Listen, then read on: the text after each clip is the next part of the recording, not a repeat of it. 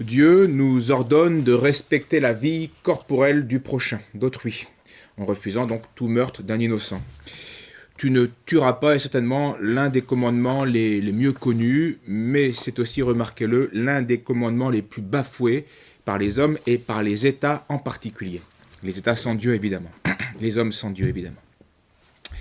Parce que les États sans Dieu, tuent sans aucun scrupule des innocents, de tout âge, de toute condition. Combien de gouvernements, d'États, pour des politiques stupides, de grandeur temporelle ou de puissance financière, ont promu des projets qui ont entraîné la mort de centaines de millions de personnes, d'innocents. Tous les États aujourd'hui légalisent, remboursent même l'assassinat de centaines de milliers d'enfants innocents par avortement. Et la pandémie a même été l'occasion pour l'État de faciliter les crimes d'IVG, donc interruption volontaire de grossesse, et d'IMG, interruption médicale de grossesse.